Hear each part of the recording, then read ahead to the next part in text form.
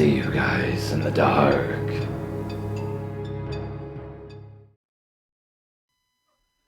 Sandra had every reason to be happy and content when suddenly an envelope had arrived through the post. She was blessed with an adored baby girl from her marriage to her second husband, Tom, and she was enjoying every moment of her maternity leave. Life seemed sweet. She recalled smiling as she opened up this envelope. She started to read the letter inside, but the memory of what came next still leaves her shaking. There, in scrawled handwriting, screamed the word slut. As she read on in horror, each new sentence was seeped in venom and vitriol, accusing her of sleeping around and being an unfit mother to the child that she adored so much. She happened to have been a 35-year-old mother of 3. I was shaking so much that I could hardly read it. By the end of this letter, I was crying my eyes out. It wasn't just the crazy accusations, which were so upsetting. It was also all the hate that was behind all of them. These weren't just some rantings from some anonymous stalker.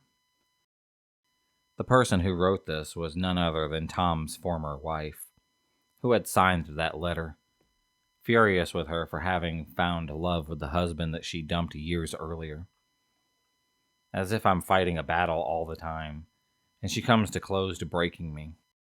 The only thing which keeps me going is my love for Tom. But sometimes I even ask myself if life would be easier if I just raised the children alone, without having to face the ex-wife from hell. Apart from the abusive letters that was sent to my home, she also sent letters to my boss and my parents, claiming that Tom is not the biological father of our little daughter, Amy, and that I'm definitely not a good mother. The abuse is bad enough, but there are also grasping demands for money. She sees Tom and me as an open checkbook, and the situation is so bad that just last week I sank onto the kitchen floor, and then I bawled out in desperation. The problem started to begin around 2004, when she was comforting a fellow civil servant and work colleague who had just been dumped by his wife. A divorcee who was living in Wiltshire with daughters Charlotte and Sophie from her first marriage. Tom went home from work one evening to find the door locked and a note on it telling him that he was no longer welcome. He didn't have any money on him, or even his mobile phone. In desperation, he walked to a phone box, rang the office to ask if someone could give him a lift to his parents' house. I happened to pick up the phone and told him that I would take him. We had become friends, and 5 months after, he had split up with his wife. I realized that I had fallen in love with him. Right from day one, I tried to stay out of the relationship with his ex-wife and his children, but it was so hard seeing him being torn apart. From the moment that they split, she just wouldn't let him see the children, and he still hasn't seen them, even though that he has spent 18,000 pounds of legal fees trying to get access to them. Their divorce dragged on, and during the course of this, she has requested every little detail about me, my salary, how much my house is worth, how big the mortgage is, and even asking to see my bank statements. It's like being burgled. It's as if she wants me to hand over my life, everything that I have ever built up over the years, just because I have had the audacity to fall in love with her former husband. The arrival of baby Amy, which was 10 months ago, simply inflamed an already desperate situation. I do love my job, and it seems Tom's ex-wife is at liberty to come after me financially. I'm deliberately not going back to work after Amy's birth, so that I don't have an income that she can claim. Why should I support her? She does not have a mortgage to pay. She lives in a lovely 4-bedroom house. I could understand if we'd have a year-long affair, and I was the reason for that breakup, but that's not the case. She doesn't want him back, but she doesn't want him to be happy with anyone else either. Tom is mentally exhausted by everything. He longs to see the children, and that separation is like a physical pain. The past 3 years have been absolute hell, and I think that the second families are like a black sheep to the government. There's no protection for us in the law, and no set rules in place to protect me or my family. The irony is that I have a great relationship with my older children's father. He has access to them whenever he wants. We share the financial costs of them 50-50. My children refer to Tom's ex-wife as the mean lady. They are bewildered by her behavior. We are being punished for being in love, while she appears to have short-term relationships, which never seem to last more than a couple of months. It must be terrible for those children. When Lucy, a 39-year-old teacher from Surrey, I just really hope that everything turns out well very soon, because all this stress on me and Tom is definitely putting a strangle on us.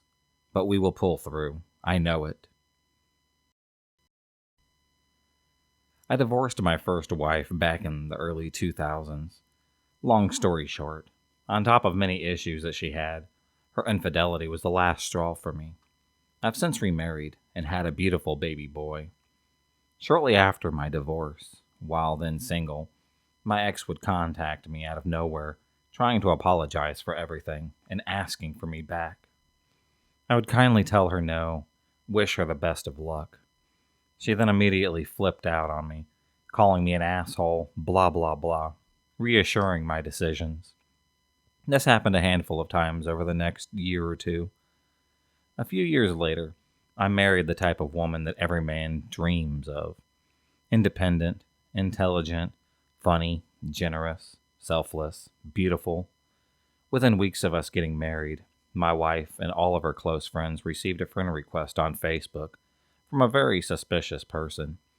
Again, my wife is intelligent, and with a little bit of detective work, concluded without a doubt that the fake profile was in fact my ex. She kindly sent her an instant message letting her know that she wasn't fooling anyone, and wouldn't you know, the profile just disappeared out of nowhere. The same thing happened several times over the past few years. A year ago, we became parents. That's when things got really bad for us. Along with social media stalking came actual stalking. I would notice her parked down the street from my house. I'd make a point to walk towards it, and it would suddenly drive off. We finally ended up getting off of social media just so that our family could have privacy. I found out later through a friend that she had gotten remarried as well. Kicker to that is she married a dude with the same first name as my wife. The craziness starts. One morning I happened to wake up to a very odd message. The person was claiming to be a friend of mine, who I had dated at one point following my divorce, asked me if I wanted to meet for sex. I found this odd, which that friend is very classy, and it wasn't like her to do any of this. The next morning I called the number back, and wouldn't you know, the voicemail was of my ex. I was mad. I called again later that day, managed to get her to answer me. She denied sending that text message, claimed that the phone happened to have been stolen. Really? I then received some very colorful voicemails from her, which she proved herself to be unstable. Over the next few weeks, my wife and I continued to receive concerning text messages here and there from burners. I'm watching you. How's my dog? I got him and the house in the divorce. And finally, better take good care of that baby. That was it for me. I reported what I felt to be threatening messages to the police station. They told me that of course they couldn't do anything about those, because supposedly there's no way to prove it was her. They were pretty useless. The next course of action was to get a restraining order against her. This was easily accomplished by the odd text messages in which she claimed to be another person, as well as all the colorful voicemails I got. The best part in which I was filing it as being fearful for my safety, as well as the safety of my family members. The order would have had to have been made public and presented to anyone and everyone that she lives with, meaning her husband and in-laws. That means they would get to see the screenshots of the trashy text messages and read all the dialogue of the voicemails that she left. That would be entertainment at its finest. Tricky part now was getting her served. I hired a private service company to serve her the restraining order. I assumed that she would see this coming. My ex is one of those gals who bought a camera and suddenly started calling herself a photographer. She has a Facebook page. My wife had the idea to have someone message her, then set up an appointment for a photo shoot at a park or something for senior pictures. That friend came through with flying colors. On the day that she got served, my wife and I drove to the park for front row seats. I spotted her sitting in her car waiting for her supposed client. Then I called the server to direct him right to her location. He kept me on speaker so that we can hear the whole thing go down from a distance. It was quite wonderful. We watched the officer slowly pull up next to her car, both cars facing the same direction. He then got out of the car, walked around to walking up to her side window. Heard him knock on the window through the phone. Her driver's window rolled down. From the distance we could still make out the puzzled look on her face. Ashley? Fake name, obviously. Yes, I am officer of the court for county, and these documents are for you. What is this? She asked. You've been served. Have a nice day. He then walked back around to his car, pulled away. Him and I shared a short laugh over the phone. I thanked him for all of his help. I was shocked to hear him laugh over the whole thing as well. I guess it would be kind of fun to ruin people's day for a living. With the big yellow envelope in her hand, I drove by her on the way out of the parking lot as she sat in the driver's seat of her car. I slowed down to make sure that she saw me. She looked like a deer in the headlights. Me passing by now, she knew what was in the envelope without even opening it up. I assumed that at least. Haven't heard much from her since. I did hear from a friend that day who knew what was going down that her Facebook page had been taken down that evening. I'm assuming she did it out of shame. Or her husband happened to be so livid with her that she ended up getting grounded.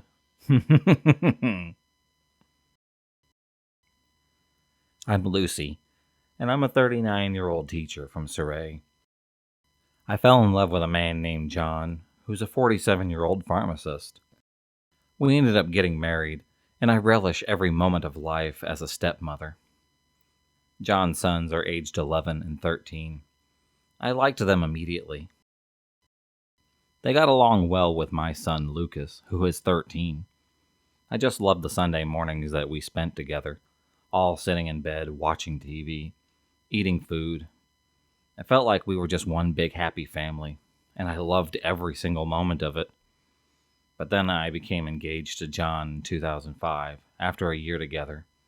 His former wife started to turn the boys against me.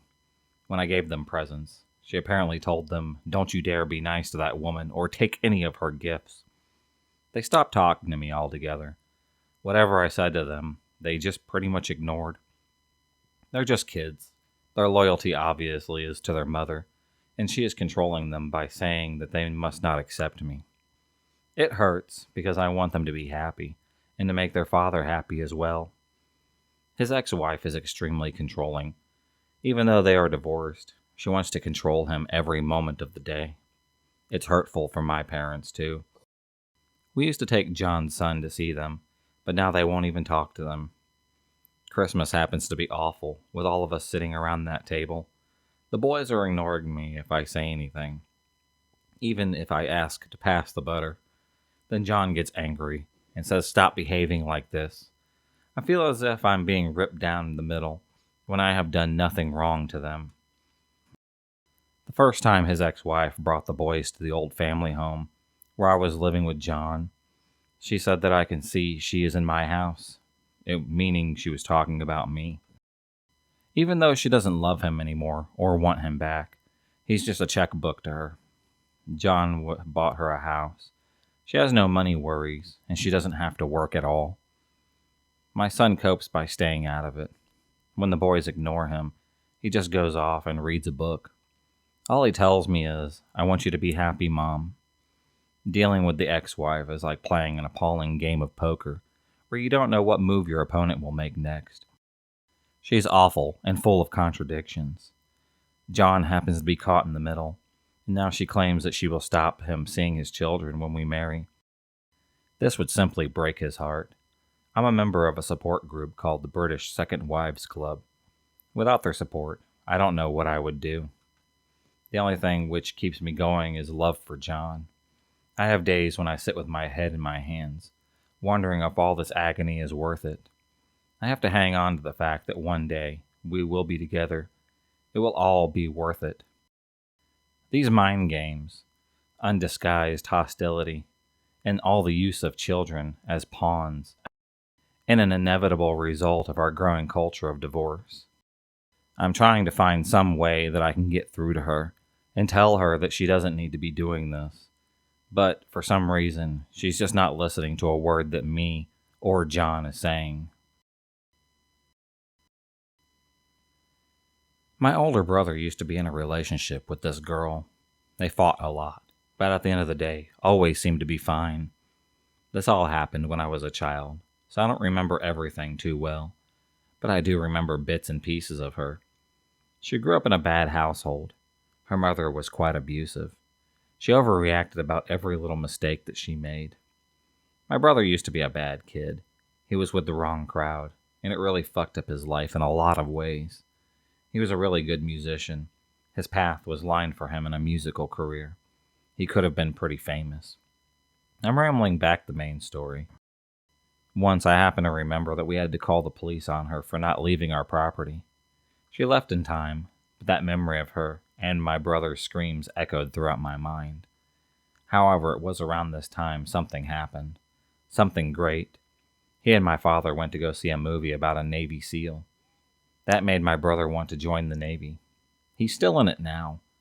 However, my parents, in his eyes, messed something up. I don't know what exactly they did.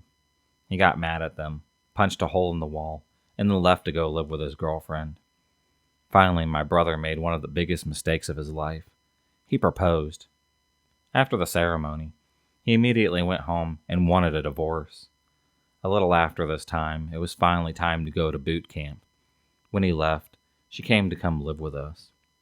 She rarely interacted with any of us, going to work, then home, to her room. I actually have her room now. Once my brother had come back from boot camp, him and his wife went to go live at the base he was stationed at. If you enjoyed this video, please subscribe, like, and hit the bell for notifications on future videos and become a stalker of the night. And I'll see you next time.